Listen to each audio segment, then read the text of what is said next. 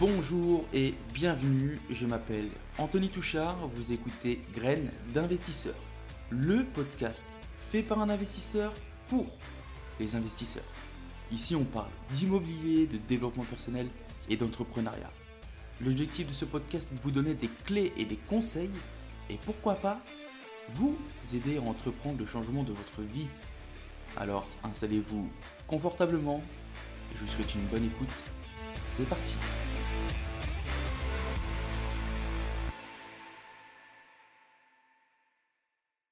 Bonjour et bienvenue tout le monde, bienvenue dans ce tout nouvel épisode du podcast Graines d'investisseurs. Comme d'habitude, c'est Anthony et c'est toujours un plaisir de vous accueillir pour l'épisode du jour. Les amis, j'espère que vous avez la pêche, que vous avez la forme. On commence tout de suite directement par l'info perso.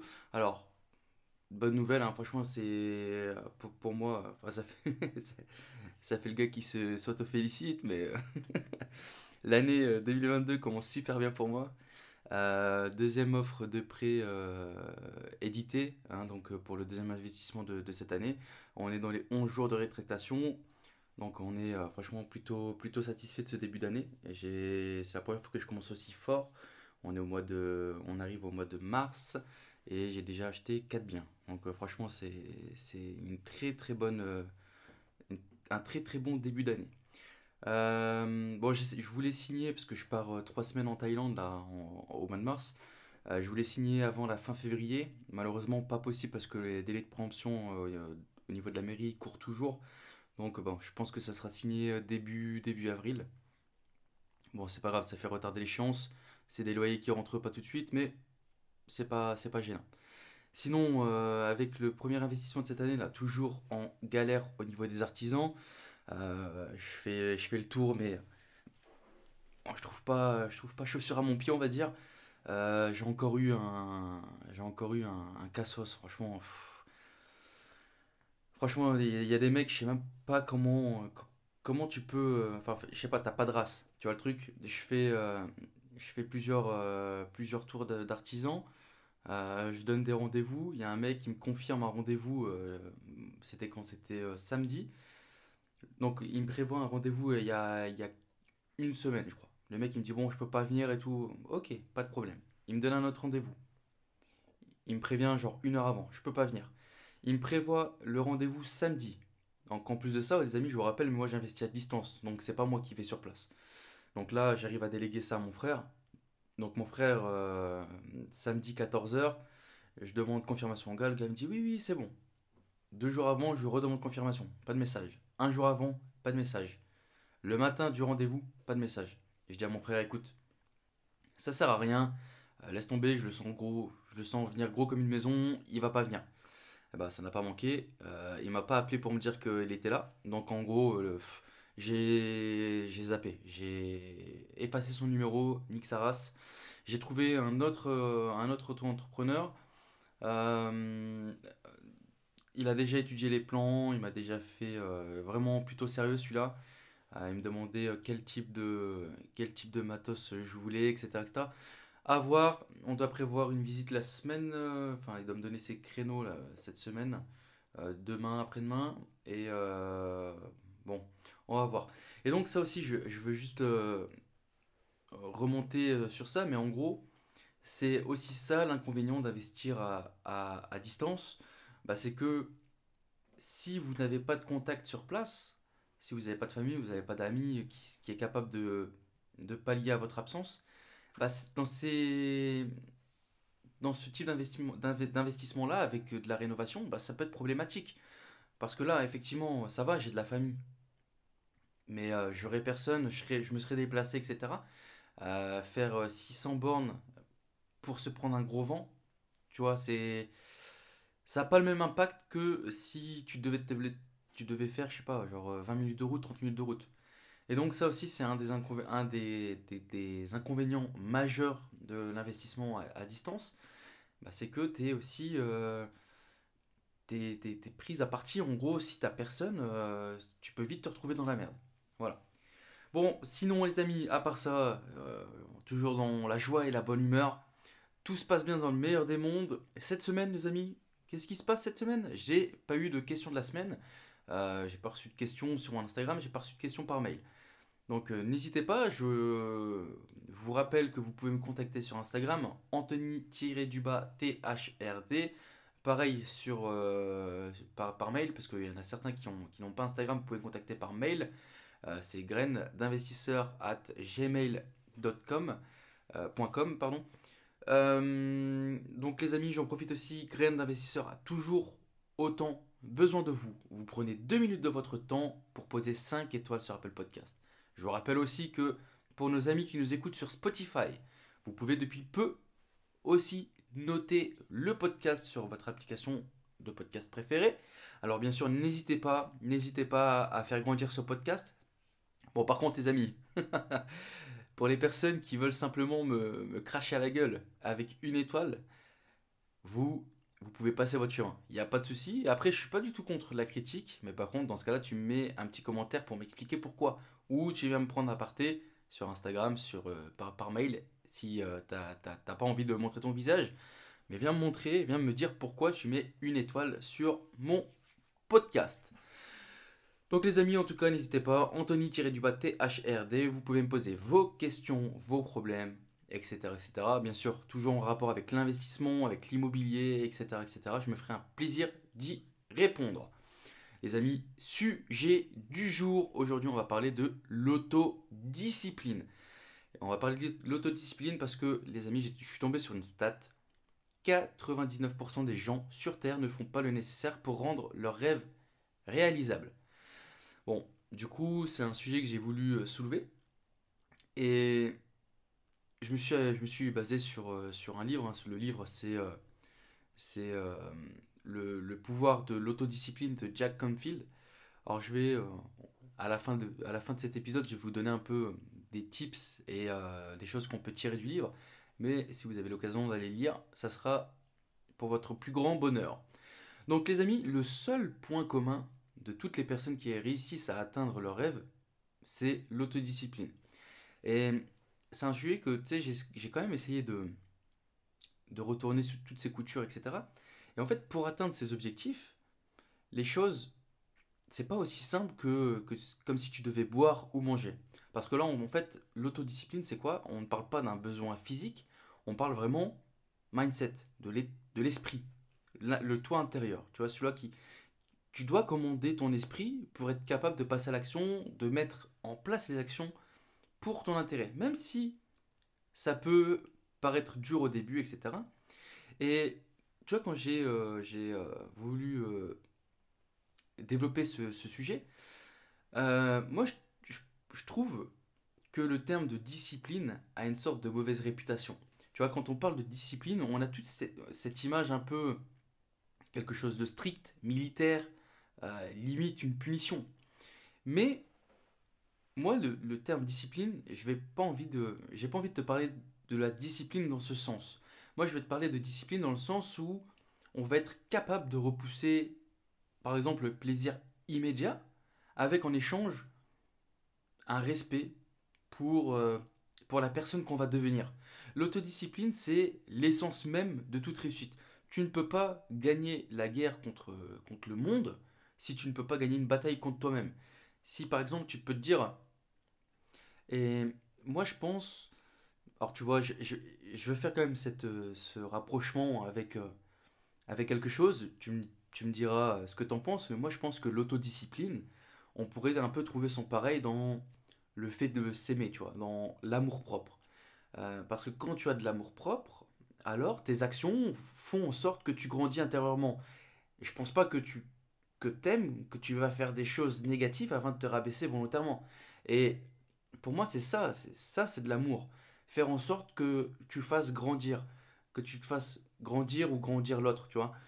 Par exemple, quand t'es amoureux de quelqu'un, bah, tu vas pas la rabaisser, tu vas plutôt la choyer, faire en sorte que cette personne grandit, etc., etc. Et cetera. Et bah, c'est pareil avec le tour intérieur. Pour moi, c'est ça, l'autodiscipline, on pourrait imaginer ça aussi comme de l'amour-propre. Et c'est quoi l'amour-propre? L'amour-propre, c'est... Parce que tu peux te dire, ouais, là, qu'est-ce qu'il est en train de me raconter? Mais pour moi, l'amour-propre, c'est quand, par exemple, tu vas te dire, ok, mec, Regarde, je sais que tu as envie de... je vais prendre un exemple. Je sais que tu as envie de manger cette pizza, et c'est vrai que cette pizza a l'air vraiment bonne, tu vois. Mais tu ne peux pas manger ça. Parce que si tu vas manger ça, tu vas te sentir un peu comme une merde. Et tu sais que je t'aime. Mais je peux pas te laisser manger ça. Ou c'est quand tu as quelque chose d'important à faire lundi, tu vois, t'as un big rendez-vous, mais que tu as aussi envie de sortir samedi soir en boîte, mais que si tu foires ton rendez-vous de lundi, tu t'en voudras pendant très longtemps, voire à vie. Et tu sais que je t'aime, mais je peux pas te laisser sortir samedi. Pour moi, c'est ça aussi l'amour-propre. C'est l'autodiscipline, c'est avoir de l'amour-propre. Si tu veux être heureux, tu dois avoir de l'amour-propre. Et ça veut dire aussi que tu dois avoir aussi cette discipline avec ton comportement. Parce que oui, le chemin du, euh, le chemin du bonheur passe par la discipline de ton comportement. Et j'aimerais aussi remettre quelque chose un peu au clair. Mais aujourd'hui, on base notre estime de soi uniquement sur ce que les gens pensent de nous. Mais c'est pas ça l'estime de soi. L'estime de soi, c'est supposé être ce qu'on ressent par rapport à nous-mêmes. Et tu vois, j'alerte aussi sur la dangerosité d'autoriser les autres à déterminer pour nous ce qui est bon ou ce qui est mauvais. Parce que qui peut savoir mieux que toi-même ce que tu ressens? Ce qui sera bien pour toi ou ne sera pas bien pour toi? Personne. Personne. Et c'est pareil pour les opinions. L'opinion des autres, l'opinion que les gens ont de toi, on s'en contrefout. On s'en contrefout. Et tu sais, il y a un dicton que j'ai lu quelque part et qui nous dit en gros, au début, il te critique, après, il t'observe et ensuite, il te demande. Me demande pas, j'ai chopé ça où? Franchement, il me semble que soit je l'ai lu, soit je l'ai vu sur YouTube. Mais je trouve que c'est la vérité. Au début, on te critique, après, il t'observe et ensuite, il te demande. Et c'est pareil avec l'immobilier, par exemple. Si on prend exemple sur l'immobilier, au début, t'es un peu un ovni, ils vont te critiquer. Ah ouais, regarde, lui, il se prend pour qui, nanana, nanana. Ensuite, ils voient que bah ouais, ça fonctionne, etc. Ils commencent à t'observer. Ah, lui, en fait, il rigole pas. Et ensuite, ils vont te demander, ah tiens, comment t'as fait ça? Comment tu fais ça? Tu peux m'aider, etc., etc. Et c'est comme ça sur plein, plein de sujets. Et quand je te dis, tu vois, on s'en fout, le principal c'est toi, on s'en fout ce que les gens pensent de toi, ce que l'estime de toi, l'estime de soi, c'est toi envers toi-même. Et le plus important dans notre passage sur Terre, pour moi, c'est toi, c'est moi, c'est ton cœur, ta vie, ton bonheur. Et ça, c'est uniquement de ta responsabilité. Si tu es malheureux, si tu es malheureuse, excuse-moi si ça va te choquer, mais c'est ta faute. Si tu es malheureuse, si tu es malheureux, c'est ta faute. Il y a personne qui t'a bloqué dans une case et puis on t'a interdit de sortir. Non, si ta vie ne te convient pas là maintenant, fais le nécessaire pour changer. Et aussi longtemps que tu pointeras ton doigt pour montrer la personne responsable, etc., etc., tu resteras toujours bloqué dans ta position de victime. Ça, c'est clair et net. Et le chemin vers le pouvoir et le bonheur, il passe automatiquement par le fait de prendre ses responsabilités. Et tu vois, je vais te prendre un exemple, mais tu peux faire sourire une personne, tu peux faire tout le nécessaire, tout ce que tu peux au monde pour qu'une personne se sente bien. Tu peux la faire rire, tu peux la faire éclater de rire, etc., etc. Maintenant, sache que rendre une personne heureuse ou pas, c'est profondément et totalement hors de ton contrôle. Tu as beau essayer de faire le maximum pour rendre quelqu'un heureux, si cette personne en a décidé autrement, bah sache que tu n'auras jamais le dernier mot. C'est indéniable. Si la personne au fond d'elle est malheureuse, t'as beau faire tout ce que tu peux, tant que elle, intérieurement, elle ne change pas, elle sera toujours malheureuse. Toujours. Et au début du podcast, je vous ai parlé d'une statistique, c'est 99% des gens sur Terre ne font pas le nécessaire pour rendre leurs rêves réalisables. Et moi, je sais pourquoi. Parce que la majorité des gens pensent que c'est irréalisable. Les gens pensent ils doivent passer de 0 à 1 directement, du jour au lendemain. Mais ça, c'est pas possible. C'est pas ça le cheminement. Je vais imager la chose avec la construction d'une maison, mais la majorité des gens pensent que pour arriver au succès, il faut construire la maison du jour au lendemain, d'un coup. Il faut qu'ils construisent la maison la plus solide, la plus résistante, la plus belle, la plus écologique, bah, tous les adjectifs que vous voulez. Mais en réalité, c'est pas ça le cheminement. Le cheminement, c'est de poser la première brique, puis la suivante, mais en posant les briques de la meilleure des façons, du mieux que vous pouvez. Et d'une manière comme jamais une brique n'a été posée, qui ferait pâlir un maçon, tu vois. Mais voilà, en gros, vous faites ça jour après jour, une brique, deux briques, trois briques, et un jour, le jour où votre maison sera construite, vous regarderez en arrière et vous vous apercevrez tout le chemin que vous avez parcouru, brique après brique, année après année. Et c'est ça l'autodiscipline. C'est le fait d'être constant, de toujours respecter son mantra, ses règles, dans les pires comme dans les meilleurs moments. On respecte toujours. Et l'autodiscipline, c'est ça. C'est hyper dur à avoir. Et du coup, pour clôturer ce podcast sur l'autodiscipline, bah, automatiquement, je suis obligé de vous faire un retour sur le livre Le pouvoir de l'autodiscipline de Jack Canfield, qui va traiter de ce sujet. Mais en gros, il nous donne quoi? Dans ce livre, Jack nous donne plusieurs pistes pour comprendre euh, et appliquer une certaine maîtrise de soi, l'autodiscipline. Je vais vous faire quand même un résumé grossier, hein, mais je vous encourage grandement à aller lire ce livre. Donc en gros, il identifie plusieurs soucis comme le fait de se plaindre, d'avoir un esprit fermé, de blâmer les autres, de répondre aux attentes des gens, d'autrui, de vivre en robot, c'est-à-dire en mode automatique, répéter mécaniquement la même chose jour après jour. Et il nous dit que ça, c'est les plus gros fléaux. C'est ce qui va t'empêcher de, de développer, de changer, de muter ton comportement. Et ça va passer aussi par des choses à améliorer. Chercher la gratitude, le pardon, faire de la méditation, se fixer des objectifs, manger sainement, dormir suffisamment, faire du sport, faire de l'exercice, être organisé, savoir gérer son temps, être persévérant. Et je pense que vous serez d'accord avec moi, mais il y en a combien? 1, 2, 3, 4, 5, 6, 7, 8, 9, 10. Dans les 10 arguments que je viens juste de vous citer, vous êtes d'accord avec moi qu'il y a de fortes chances que si tu suis tous ces conseils, ta vie ne peut faire que progresser, ne peut que aller dans le positif. Tu vas pas me dire que en mangeant sainement, en dormant suffisamment, en faisant de l'exercice, être persévérant, tu seras dans une moins bonne position que dans laquelle tu es à l'heure actuelle. Non. Et c'est ça aussi le problème, c'est que les gens n'arrivent pas à se remettre en question. Je vous ai parlé que les gens apportent beaucoup d'importance dans l'image qu'elles reflètent, que les gens ont d'elles, que on cherche toujours les, le responsable de nos problèmes. Et rares sont les gens qui adossent la responsabilité de leur vie. C'est-à-dire que si ça a merdé, c'est ta faute. C'est pas de la faute de un tel, tu vois. Toujours à vouloir chercher plus.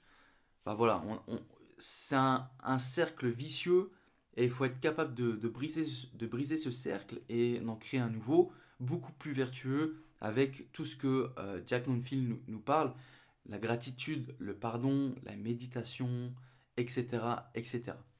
Bon les amis, voilà, c'était le petit podcast de cette semaine. Je vous rappelle le livre Le pouvoir de l'autodiscipline de Jack Canfield. J'espère que c'est un petit podcast que j'ai pas trop l'habitude de faire.